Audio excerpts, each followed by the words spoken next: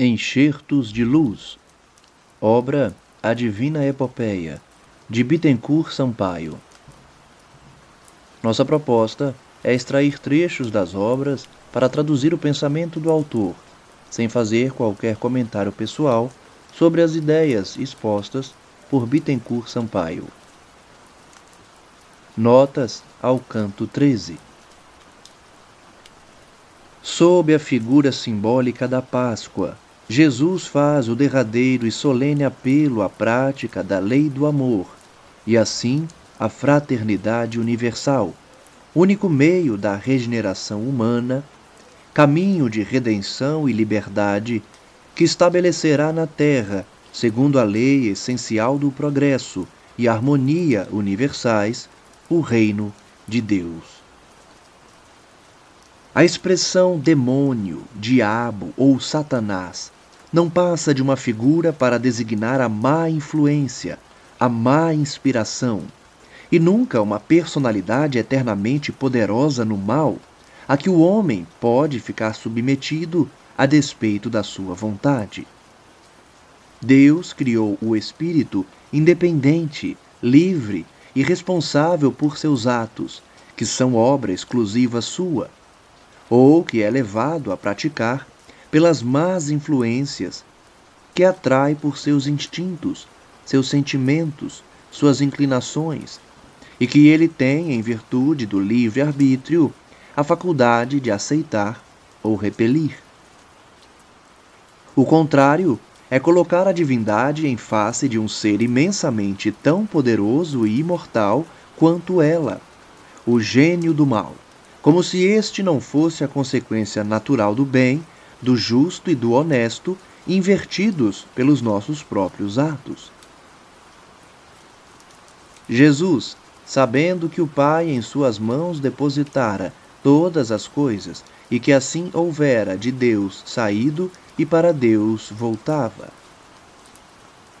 Sim, o Divino Redentor, tendo consciência exata de sua origem, de sua natureza, de seus poderes, sabendo que era o Espírito protetor e governador do nosso planeta, encarregado do nosso desenvolvimento, do nosso progresso e de nos conduzir à perfeição, sabendo que viera de Deus e que ia tornar a natureza espiritual que lhe era própria, quis, por esse ato emblemático do lava-pés, mostrar aos homens o caminho que abrira e percorrera, e pelo qual devem eles, sem fraquear, sem cessar, marchar e avançar, para se elevarem, e purificando-se, voltarem a Deus pela perfeição. Caminho que é o da humildade e da renúncia. Da humildade pela simplicidade do coração e brandura do espírito. Da renúncia pela ausência de orgulho e de egoísmo, de todos os vícios e de todas as paixões. Praticando assim a lei de amor, que é o resumo da justiça, da caridade, da abnegação e do devotamento por todos. Aqueles que se apresentam como sucessores de São Pedro só o seriam se lhe seguissem as pegadas e desempenhassem assim suas obrigações. Todo homem que obre como Pedro pode dizer-se, e é, seguramente, seu sucessor. Que aqueles que tomam esse título oficialmente desçam dos seus tronos, e humildes e dóceis, pobres e devotados, levem aos homens a consolação, a coragem e a fé. Lavem os pés de seus discípulos, não com pompa diante da multidão a se persignar devotamente, mas a todas as horas do dia, por seus atos ocultos, por suas virtudes humildes. Deem exemplo do que pregam, como fez Jesus. Não lhe desnaturem as palavras de amor infinito, transformando-as em palavras de ódio, de vingança. Preguem a paz, em vez de semear a discórdia. Deem esmolas, em vez de receberem para si, por meio de rezas, o óbolo destinado aos pobres.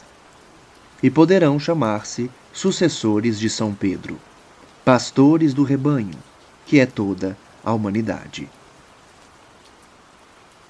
Mas no pensamento de Jesus, que abrangia toda a humanidade, naquele momento e no futuro, estas palavras: "Comigo não terás parte, se eu te não levar", significavam, segundo o Espírito, que se o homem não se submeter à lei purificadora do Cristo, não chegará ao fim a que se propõe. Não, aquele que já lavado está, Jesus lhe torna. Só tem necessidade neste mundo de lavar os seus pés, que no mais tudo ele puro se acha. Estás vós outros puros completamente, mas não todos. Porque Jesus sabia qual dos 12 havia de traí-lo. Foi por isto que disse que nem todos eram puros. São figuradas estas palavras de Jesus. O lava-pés foi um ato emblemático, indicativo da maneira por que os discípulos deviam seguir o novo caminho em que iam entrar, depois de terem tido, pelo Mestre, purificados os pés de todas as máculas que o antigo caminho havia neles deixado. Maior do que o Senhor não é o servo. Todos os espíritos são iguais perante o Criador do universo. Só a virtude estabelece hierarquia. As condições sociais não existem perante Deus. Nem maior o enviado do que aquele que à terra o enviou. Alusão às ideias que germinavam sobre a divindade que lhe seria atribuída. Jesus sabia que os homens, pendendo sempre para a exaltação, seriam levados a colocá-lo acima de Deus, a fazer dele o soberano dos céus, apagando a sua figura à do Criador. Em geral, não tem sido Deus substituído por Jesus? E o culto principal, as rezas, as honras, dirigidas à Trindade, não se dirigem especialmente e nominalmente a Jesus?